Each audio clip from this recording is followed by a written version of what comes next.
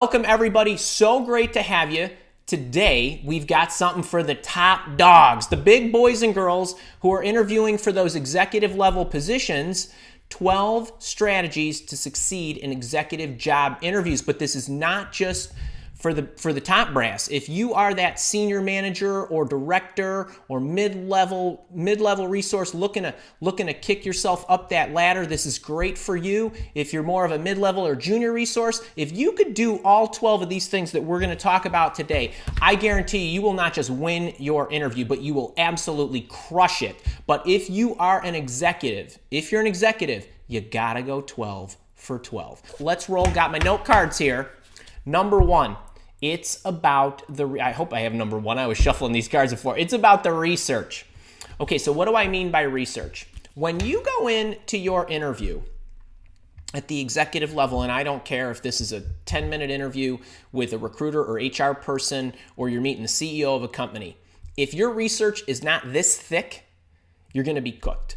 I'm talking 10 Ks, NQs, 8 Qs, every press release that you can find. If it's a private company, you need to get into Hoover's or some of these others like data.com that will give you insight into the organization. Competitive market analysis. Where do they sit? Where are their holes? Where's their competition beating them up? What's their products, their services? How do they go to market? All of that good stuff you need to know before you get into the interview.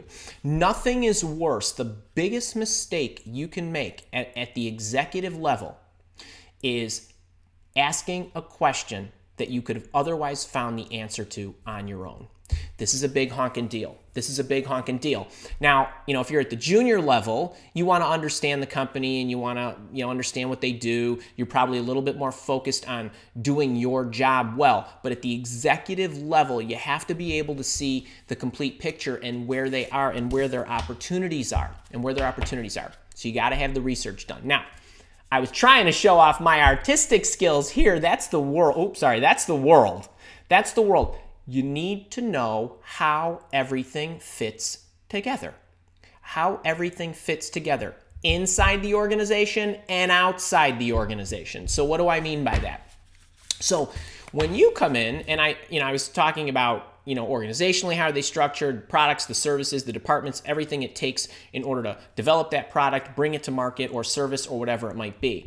Well, you've got to know how all of that stuff fits together. If you're at the junior level, you have to know how to do your job well. You have to know how to sell this product well, or develop this product, or write this software, or create this marketing campaign, or whatever it is. But if you are an executive, you have got to know how all of that fits together, and not only internally within the organization, how does the baton get handed from one to the other? What are the causes and effects of doing something, not doing something?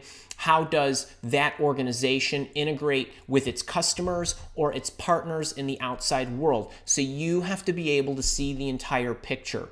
That's very, very important, that your working knowledge of that organization, its market or its service or its product or whatever it may be, you have to be able to understand what the entire blueprint looks like. So you got to be the general contractor, not the plumber, so to speak. So that's really important. Number 3 is everything that you discuss should be centered on the company and not the role. So it's okay to talk a little bit about what you're going to do, but everything that you do, everything that you speak about when you're telling your stories about your past or you're speaking about the company's future, you want to make sure that everything that you're discussing is within the context of the organization. So when you're answering questions, when you're asking questions, 90% of the discussion should in some way, shape, or form be focused on how what you're going to do is going to influence that organization, or how what you did in your past influenced your organization or its markets or customers, increased its market share or whatever, more so than the bits and bytes of what you did. So that's a huge deal. Now at the lower levels, you're probably talking a little bit more about your role and how you did that effectively. As an executive, you have to speak about your role in the context of how it influenced the organization. Okay, that's number 3. Number four, it is about how much, not how many. It's about how much, not how many. What do I mean by that? So when you think about everything, and actually anybody who's out there that's in my boot camp or in my resume writing workshop, or actually any of the Mile Walk Academy members, because even the interviewing course is about this. It's always about the benefits that you achieved. It's about the impact that you made. It's less important about how exactly you did it, but a lot of people at the executive level want to get hung up on how many people they managed or how many groups they were in charge of. And that is much less important than most people think. And if you think about it, even CEOs of large organizations only have so many direct reports. You know, they got the CIO and the CFO and the CMO and Chief People Officer or the Chief of Human Resources or whatever it might be. There's only so many immediate reports that they have. Those reports have reports, and those reports have more reports, and so on. So I don't want you to get too hung up on how many people you managed, how big your organization was. I'm not talking about the dollars you managed and EBITDA and profit margins and those kind of things, but I'm talking about people effectively. So you want to talk about the impact that what you did had on the organization or the outside world or its customers or its partners or whatever. Number 5, where are we at? Number 5, it's about their future, not your past. It's about their future, not your past. I just got done saying 90% of the interview, right, needs to be focused where? Well, actually, this is another 90%er because 90% of what you're speaking about, so before I was talking about company and role, now I'm talking about past and future. 90% of the context of what you're speaking about needs to be about their future. If you are spending a substantial amount of time speaking about your past, the interview is not going well. It's not going well. When you speak about your past and you start talking about exactly how you were doing things, the interviewer is in evaluation mode of you. When you start talking about their future, you're shifting the discussion so that they are less evaluating you and more imagining what it would be like to have you leading an arm of their company. So if you can talk about the future and how you're going to change it and what you would do to change it, what needs to be changed, how much of this, how you would go about it, and so on, I can envision what it would be like to have you in my organization and the impact that you will have in changing it. That in and of itself will give me an indication of your working knowledge of the past and the things that you've experienced and what that's taught you and the expertise it's given you. If I'm hanging out in your past, then that means I'm not convinced that you know how to do this. So you want to constantly shift the discussion to the future. So you want to make sure that you're talking about situations in their environment that have yet to occur. That's your yardstick. It's not yet occurred. And whether it's something they desire and they already know because it's in their strategy, or it's something they're asking you about, what would you do? That's okay. All that stuff's cool. And if that's where your discussion is, you know you're in the right spot to score major points. Okay, let's also, kind of in the same vein, number 6 here, your sequencing, your story sequencing. Now stories, this is my terminology, but basically anytime you're responding to a question where you have to respond for some minutes at a time, where you have to tell a story about your past or their future, that's just story sequencing. So just any kind of response that you're making to something that they asked you.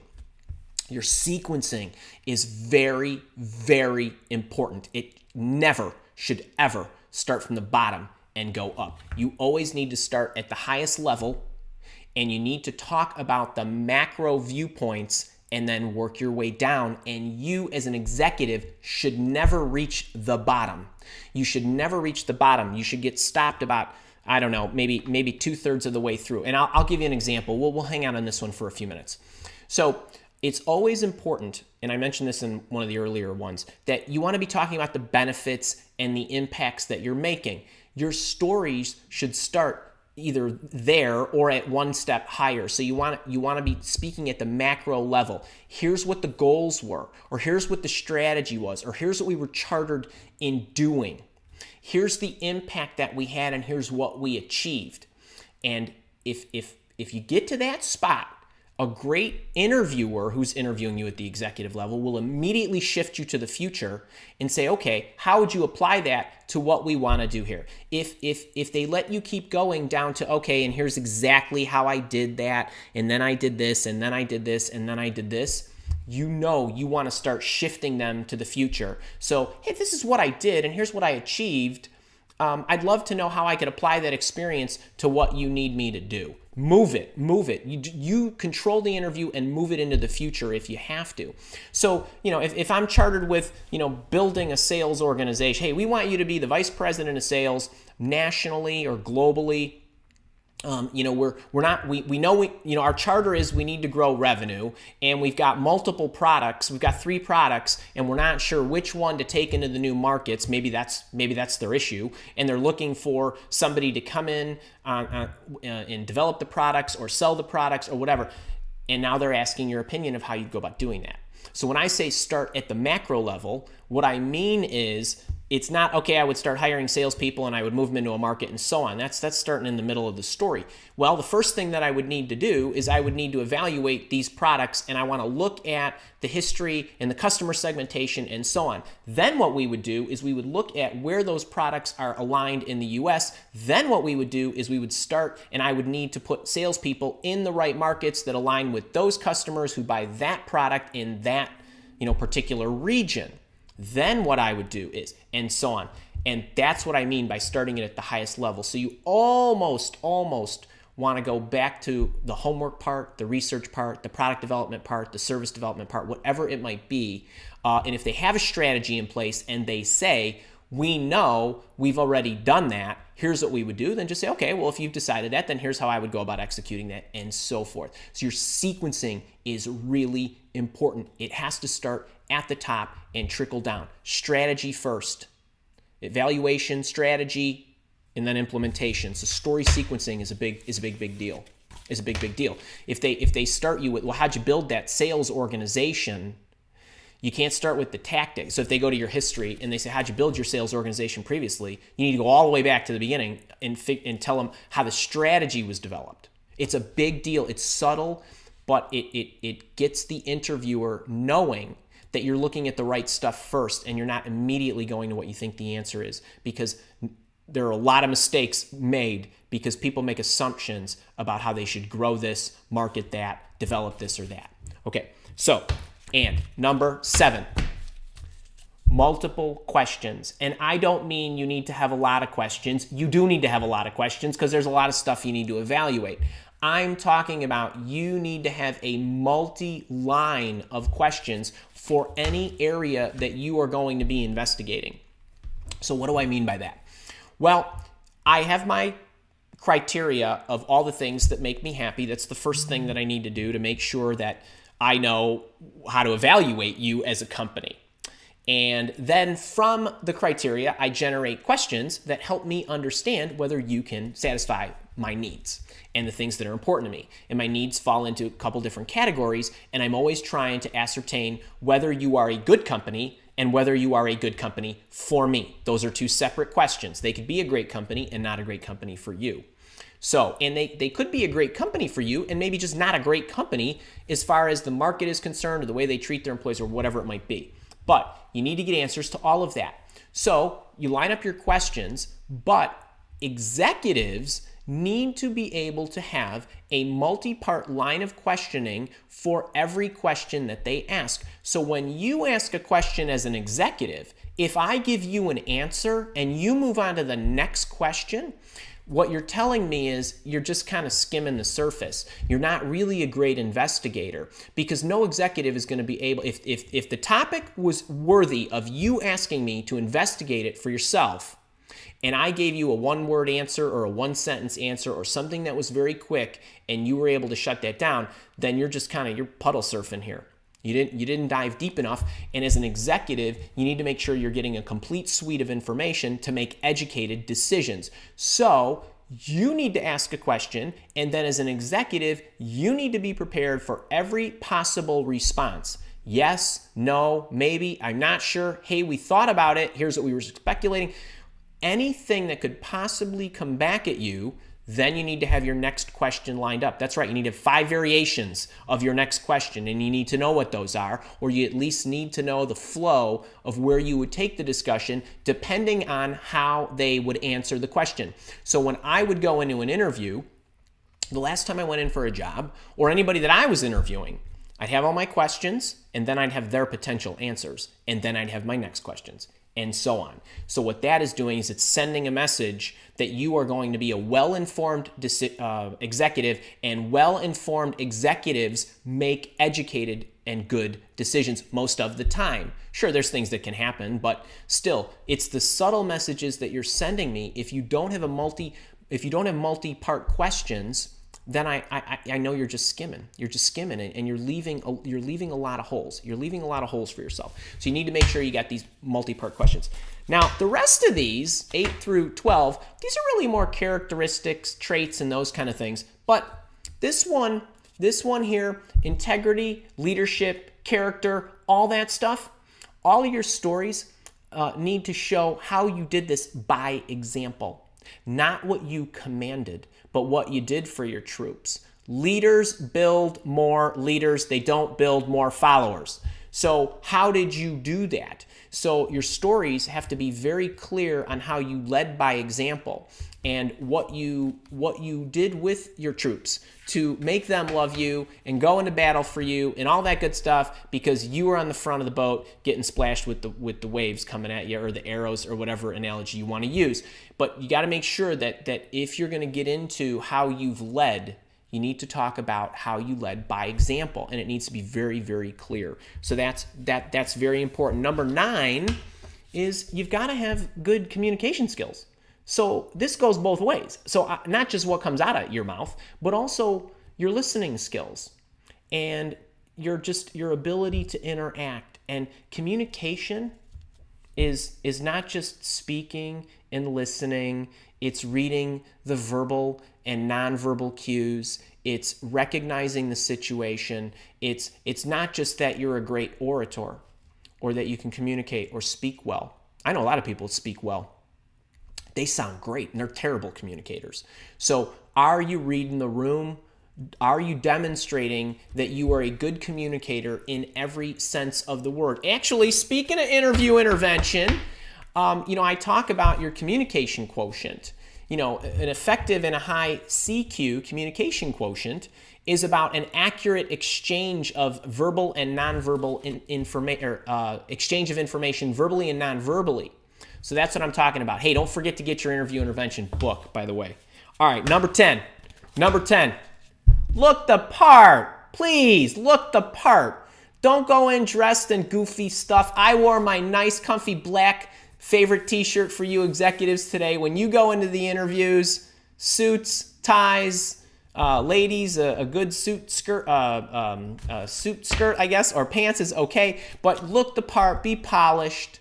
Okay, I think I even shaved a little and showered for you guys today. Just make sure you look the part. Okay, it doesn't matter what you look like physically, but your appearance that is totally within your control should be dialed up pretty good. You need to look, like you're an exec as well. And you need to talk like one. And I'm not just talking about the communication. So communication itself deserves an item, but so does positive talk, as in no negative talk. So never should you ever utter a word that has any negativity into it. I'm not saying you need to be inhuman. I'm just saying in an interview, when you go in, everything that you're focusing on needs to be in a positive light. If you screwed something up royally and it wasn't your fault, I don't care. What did you learn? What did you do as a result of it? Why was that beneficial for you to experience? Everything needs to be positive. So I'm not just talking about don't use negative words. I mean everything that has ever happened to you in your life, no matter how miserable you might have felt at the time, there was a positive outcome from that, the experience, what it taught you, how you applied it, and how you reacted. That's what I mean. So positive talk in all its forms. And I know I'm missing one here. Oh, here we go. Number 12 is confidence. confidence. Confidence. Got to have it. Got to have it. There should not be a hint of insecurity in you. I'm not talking about, bravado over the top. I just mean, I'm confident. You can be humble and confident at the same time. At the same time, just make sure that you are displaying that confidence. You know good things are going to happen. You're going to make them happen. You take responsibility, and you're confident that you can do the job and move the needle in their company. Okay, so there you have the 12. If I'm not gonna go through all those, you can hit the replay on the recording. If you are loving this, do me a favor, make sure you're subscribed, hit the thumbs up